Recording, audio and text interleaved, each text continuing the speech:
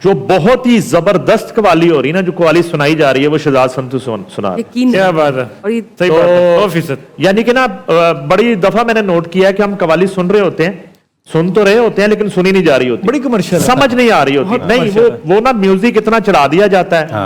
अच्छा, उसमें भी थोड़ा सा ना फिर बुरा लगता है कुछ लोगों को। बड़े शहबाज फयाज बड़ी अच्छी कर रहे हैं, आसिफ संतू कर रहे हैं, उसके बाद ये बख्शी सलामत वाले कर रहे हैं। मसला ये है कि जहां जहां म्यूजिक चढ़ाया जाता है ना, वहां वहां गाना कमजोर होता है, गायकी कमजोर होती है। और ये हमें इतना अब समझ आ गई है, हम सुनवैये हैं और हमें ये हक हासिल है कि हम अपनी राय दे सकें बतौर सुनवैया। जब हम सुनने बैठते हैं तो हमारा भी उतना ही फिर हक है। तो हमें अच्छा लगेगा हम अच्छा कहेंगे, तो बुरा लगेगा बुरा कहेंगे।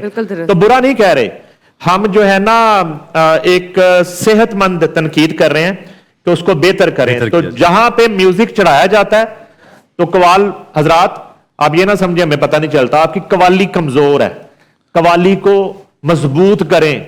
म्यूजिक की जो सपोर्ट है ना उतनी रखें जितनी जरूरत है। जब कवाली अच्छी होगी तो फिर तो ये 2 साजों के साथ भी कवाली हो रही है जो कि पूरी दुनिया सुन रही है इस वक्त।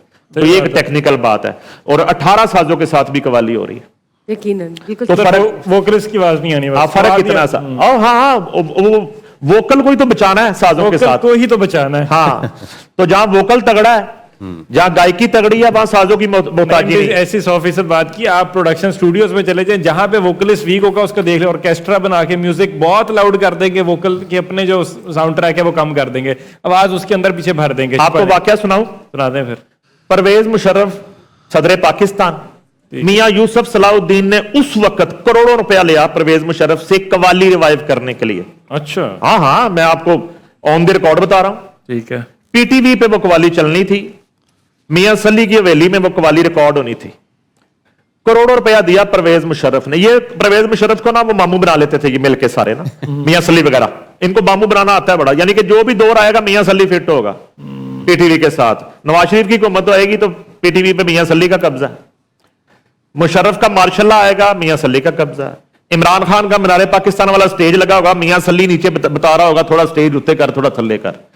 ये ऐसे मोम के किरदार हैं, हर दौर में फिट हो जाते हैं, लिक्विड टाइप ना। अच्छा, चले कवाली पे आते हैं।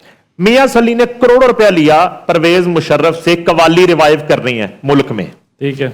अब वो करोड़ों रुपए के साथ जो कवाली हुई मियां सली की हवेली में, वो सारी कवाली सीडी पे हुई। अच्छा, जी, मैं ऑन द रिकॉर्ड बता रहा हूं आपको, कर लो। मैंने जंग अखबार में ये स्टोरी छापी थी कि कवाली के रिवाइवल के लिए होने वाली कवाली सीडी पे चला दी, टोटल सीडी पे। अब मुझे बताएं कि इससे बड़ा जुल्म क्या होगा? साहब, ठीक है, ज्यादती है ये तो वो मैं तो नाम लेके बता रहा हूं।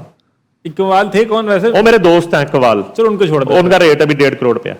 तो वो उन्हें भी नहीं ये ख्याल आया, उन्होंने जनाब वो सीडी पे सारी कवाली कर दी। यार चलो गाने का तो समझ आता है, पीछे सीडी चल गई। कवाली यार सीडी पे चला दी, पहली दफा सुन रहा हूं। यार ऐसे ही है, कवाली तो सच का नाम है ना, कवाली है ही कनेक्शन, कवाली रूहानियत का नाम है। मौसीकी में एक सच है। क्या बात है। अगर एक खरी और सच्ची सिन्फ है ना फन्ने मौसीकी की, वो कवाली है। ठीक है जी, औलिया इकराम की जुबान है। ठीक हो गया। सीडी पे चलाती। मैं कहता हूं कि अब मैं फिर हजरत अमीर खुसरो से शुरू हो जाऊं। ठीक है, हजरत हमारे जो वहां पे दरगाह है भारत में, निजामुद्दीन औलिया, वहां से एक लेगेसी हम शुरू करें। तो मैं तो आपको ताजा तरीन वाकया 2006-7 का बता रहा हूं, मुशर्रफ के मार्शल्ला में अच्छा, इसी तरह मियां सली ने कलाम में इकबाल जो है उसके लिए भी करोड़ों रुपया लिया, पता है आपको? अच्छा, हाँ, अलामा इकबाल रहमतुल्लाह अलैह का कलाम जो है उसको कंपोज करने और मुख्तलिफ सिंगरों से गवाने के लिए भी करोड़ों रुपया लिया। और मुझे नहीं पता वो जी सर जी। तो कहने का मकसद है वो पता नहीं किनसे गवा दिया, उनमें चंद नाम याद है। इब्रारुल हक से एक गवाया समझ आता चले, एक जवाद अहमद से गवा लिया था, बाकी पता नहीं किनसे गवाए करोड़ों रुपए के वो कलाम किनसे गवाए। तो बहरहाल कवाली के साथ तो फिर इस मुल्क में ये हुआ। तो अब जो कवाली का रिवाइवल हुआ है वो तो समझे कि अल्लाह ताला की तरफ से करम, अल्लाह ताला की तरफ से एक है। ठीक है। और आज ये जो हमारे पास जो टीम कवाली कर रही है फर्स्ट रमजान से, ये पाकिस्तान के सफे अव्वल की कवाल पार्टी है। और साल भर तो इनके पास टाइम ही नहीं होता। ये दुनिया भर में यूरोप, अमेरिका और मेरा ख्याल है ऐसे ऐसे वेन्यू में ये परफॉर्म कर चुके हैं, शायद किसी को नसीब ही नहीं हुआ अभी तक। ऐसे ऐसे वेन्यूज हैं जहां पे परफॉर्म, गोरों को कवाली सुनाना, गोरों को भाई गोरों को कवाली सुनाई है नुसरत फतेह अली खान ने, और उसके बाद शहजाद संतू सुना रहा है। क्या बात है, ठीक है। अगलों को जुबान नहीं समझ आ रही, एनर्जी पे ही अगले झूमी जा रहे हैं। मैं असल में तो हैदर भाई चीफ गेस्ट हैं आज की इस ट्रांसमिशन के। मैंने सुना हुआ था कि उस्ताद नुसरत फतेह अली खान वेम्बले अरीना में जब कवाली करते हैं तो गोरे झूमते हैं। अच्छा, मैं वो देखने के लिए चला गया। अब खान साहब की जिंदगी में तो मैं मौका नहीं मिला, मैं चला गया, राहत फतेह अली खान का कॉन्सर्ट था। तो कॉन्सर्ट खत्म हुआ तो रात को जब हम बैठे होटल में, वेम्बले होटल में, हॉलीडे इन वेम्बले, तो मुझे राज साहब ने कहा कि आप बताएं, आप तो कवर कर रहे थे। मैं ऊपर वेम्बले की गैलरी में बैठ के पूरा मैंने शो देखा। तो मैंने उन्हें कहा कि खान साहब जहां जहां आपने कवाली की नुसरत फतेह अली खान, वहां वहां तो मैंने लोगों को झूमते देखा। क्या बात है। ठीक है जी। और गोरों के हाथों में बियर के इतने इतने बड़े मग्गे थे। ठीक है, जो मैंने देखा मैं तो वो बता रहा हूं। मैं किसी को वो तरगीब नहीं दे रहा बियर पीने की, लेकिन वो जहां दम मस्त कलंदर हुआ तो मैंने गोरों को पागल होते देखा। जहां जहां जो है वो अखियां उड़ीकरियां आया, मैंने गोरों को जो है ना वो बेकाबू गोरे देखे। 14-15 हजार गोरा देखा मैंने।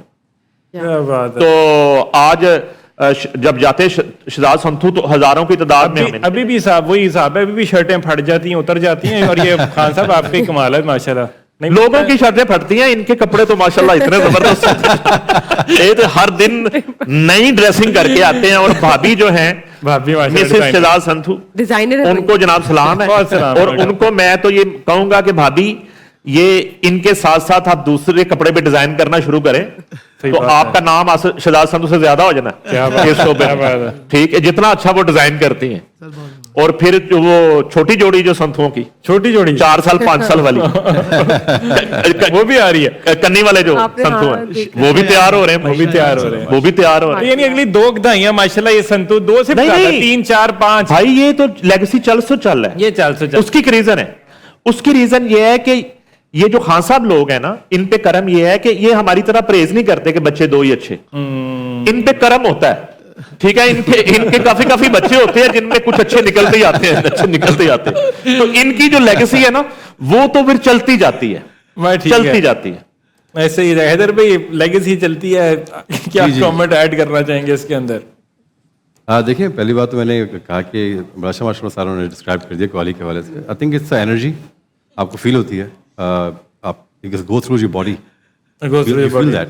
और एक रूहानियत का भी आपको असर होना शुरू हो जाता है उसमें से। तो I think it's a very nice gesture. और ये और अब जिस लेवल पे आ चुकी है बहुत अच्छा हो रहा है काम। बाकी अगर आप लेगेसी की बात करें, अबू जी के हवाले से अगर बात करें, तो मैं बिल्कुल उसको लेकर हम कैरी कर रहा हूँ। आई एम डूइंग फिल्म्स और ट्राई करें। अभी इसी पे मेरी फिल्म रिलीज होनी थी, वो चली गई है बड़ी ईद पे इंशाल्लाह। अच्छा, हाँ। क्या वजह बनी? वो काफ़ी सारी फिल्मों की खेप इस दफ़ा छोटी ईद पे आ रही है। ठीक है। सिनेमाज उससे थोड़ा सा हमारे पास शॉर्ट पड़ चुके हैं लाहौर में। ऐसे ही कुछ फिल्में बड़ी ईद पे चली गई हैं, कुछ छोटी ईद पे। आपकी फिल्म का जॉनरा क्या है? It's action romantic film. मैं बड़े से बाद मैंने एक थोड़ा सा एक्शन से हट की फिल्म मैंने की है, उसका नाम है इश्क बदमाश। इश्क बदमाश। हाँ। वो इंशाल्लाह आ रही है बड़ी ईद पे। चलिए, जबरदस्त, लुकिंग फॉरवर्ड टू इट। एक फिल्मों का जो है ना कंप्रोमाइज कर जाने पे मैंने अभी बताना आपको, बताइए। ये बड़ी जबरदस्त, पहली दफा मैं सुन रहा हूँ कि ये कोई हुई होगी ना मीटिंग इनकी आपस में कि हम अपनी ईद बड़ी फिल्म बड़ी ईद पे ले जाते हैं। जरूरी नहीं है कि इस रश में हमने छोटी ईद पे, ये बड़ी इंपॉर्टेंट बात है, ये बॉलीवुड वाले करते हैं। शाहरुख, सलमान खान ये आपस में मीटिंग। उससे पहले ना मैं भूल जाऊंगा कि रिदम का बहुत बड़ा रोल है कवाली में, रिदम का। तो दिलदार खान के बाद जो नुसरत फतेह अली खान के तबला प्लेयर थे, उनके बाद जो रिदम का मजा आ रहा है वो हमारे तबला प्लेयर जो है, ये बहुत कॉम्प्लीमेंट है आपके लिए। सलामत साहब के लिए बहुत सी तालीम, बहुत आला, क्या बात है। और ये मैं अपनी बात नहीं कर रहा, ये जो लोग हमें रिव्यू फोन करते हैं, जो रिव्यू देते हैं, ये मैं सबकी राय आपको बता रहा हूं कि आज के दौर में आप जैसा तबला बहुत कम बज रहा है। क्या बात है, क्या बात फिल्म्स की क्वालिटी की बात। अच्छा सुनने, 3-4 हो जाए तो ओवरशेड हो जाती है कोई अच्छी फिल्म जो है। मिस, जैसे आप बैठी हो तो सब ओवरशेड हो जाते हैं। मैं छोटी सी गुजारिश तो सुन लें। मैं ये कह रहा हूं कि ये पहली दफा मैंने सुना है। यहां पे होती है लेग पुलिंग, खींचातानी, ठीक है।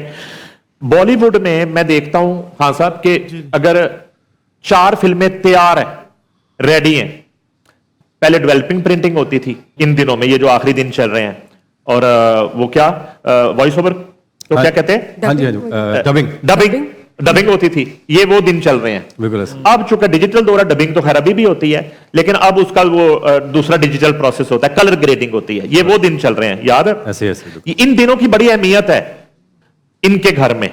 इन दिनों का मैं आपको बताऊंगा अभी कहानियां, इन दिनों की कहानियां क्या होती थी। इनके घर के बाहर शूटिंग तो मुकम्मल हो गई, तो इनके घर के बाहर लाइनें किन लोगों की लगी होती थी?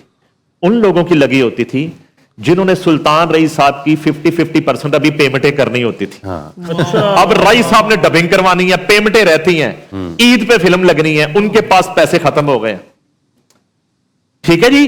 तो फिर रईस साहब को आके उन्होंने कहा, रईस साहब मेहरबानी, तो रईस साहब ने पैसे माफ भी करने और उधार भी कर देने और जाके डबिंग भी करवानी, और इससे आगे बढ़ के बताता हूं, उनको पैसे भी दे देने कि जाके अपने खर्चे पूरे करो ताकि फिल्म ईद पे लग जाए। ये वो दिन चल रहे हैं। क्या बात है। इनके घर के राई हाउस के बाहर प्रोड्यूसरों की लाइनें होती थी, क्या बात। ये वो दिन है चल रहे हैं, इनको याद आएगा, बिल्कुल ऐसे ही है, बिल्कुल इनकी बचपन की यादें हैं।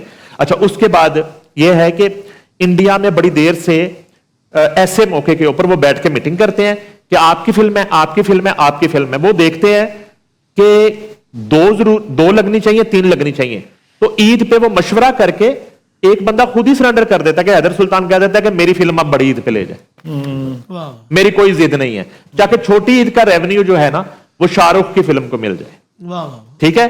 बड़ी ईद पे बारी आ जाएगी फिर हैदर सुल्तान की और आमिर खान की। वहां पे पहले से ही अंडरस्टैंडिंग चलती है, और बड़ी खूबसूरत बात ठीक है। ये बड़ी जबरदस्त बात है, ये बात है एक यूनिटी की, लॉजिकल इत्तेहाद की बात है और एक समझदारी की बात, लॉजिकल, ठीक है।